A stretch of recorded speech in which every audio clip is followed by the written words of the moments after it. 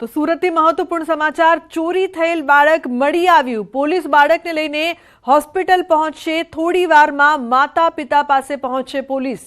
નવી સિવિલમાંથી બાળકની ચોરી થઈ હતી। સમગ્ર ઘટનાના સીસીટીવી ફૂટેજ પણ સામે આવ્યા હતા।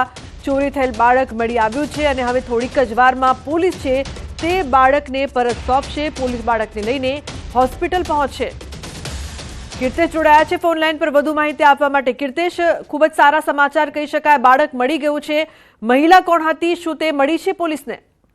બિલકુલ, સુરતના નવી સિવિલમાંથી ગઈકાલે મોડી રાત્રે જે બાળકની ચોરીનો મામલો સામે આવ્યો હતો। જન્મના 1 કલાકમાં જ બાળકની ચોરી થઈ હતી। જોકે સુરતની ખટોદરા પોલીસ અને તેના ડીસીપી વિજયસિંહ ગુજર અલગ અલગ ટીમો બનાવી સીસીટીવી કેમેરાની મદદથી બાળકને શોધવાની કામગીરી શરૂ કરી હતી અને ગણતરીની મિનિટો પહેલા જ બાળકને પોલીસે પોતાના કબજામાં લઈ લીધું છે। મૂળ બિહારની વતની અને ડિંડોલીમાંથી આ બાળકને ચોરી કરી મહિલાને બાળક સાથે ડિંડોલી ખાતેથી ઝડપી પાડી છે અને ગણતરીની મિનિટોમાં વિજયસિંહ ગુજર આ બાળકને તેના માતા પિતા સુધી લઈને આવવા માટે નીકળી ચૂક્યા છે। ગણતરીની મિનિટોમાં સિવિલ હોસ્પિટલ પહોંચશે। ખાસ કરીને બાળક એક જ દિવસ 1 કલાકનું જન્મેલું હતું એટલે પ્રાયોરિટી એની માતા સુધી બાળક પહોંચાડવાનું હતું। જે મહિલા છે તેને અટકાયત કરવા માટે તેની ગણતરી મિનિટોમાં બાળકો આપ્યા બાદ પૂછપરછ કરવામાં આવશે।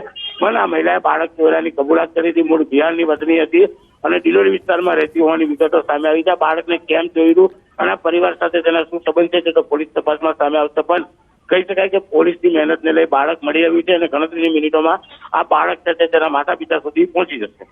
બિલકુલ કીર્તેશ, કહી શકાય કે પોલીસની ખૂબ જ સરાહનીય કામગીરી અહીં જોવા મળી રહી છે આ મામલે।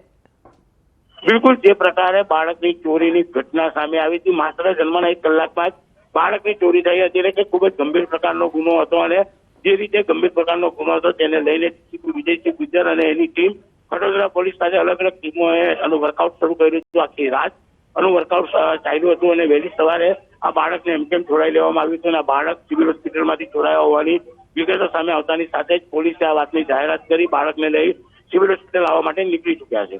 બિલકુલ કીર્તેશ, આભાર આ સમગ્ર માહિતી બદલ।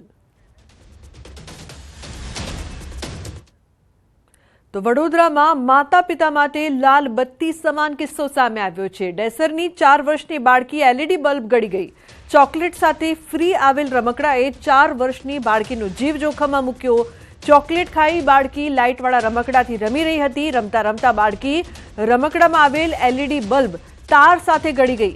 માતાને જાણ થતાં બાળકીને સારવાર માટે હોસ્પિટલમાં લઈ ગયા। સોનોગ્રાફી અને એક્સરે કરાવતા બાળકીના શરીરમાં આડી થઈ ગયેલ તાર સાથેની એલઈડી લાઇટ જણાઈ આવી।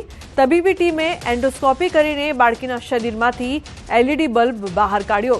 તો શેખ ફળિયામાં રહેતી અકીલા હુસૈન દિવાનને ડેસરની ખાનગી હોસ્પિટલમાં ખસેડવામાં આવી હતી। તો માતા પિતા માટે લાલ બત્તી સમાન આ કિસ્સો વડોદરાથી સામે આવી રહ્યો છે।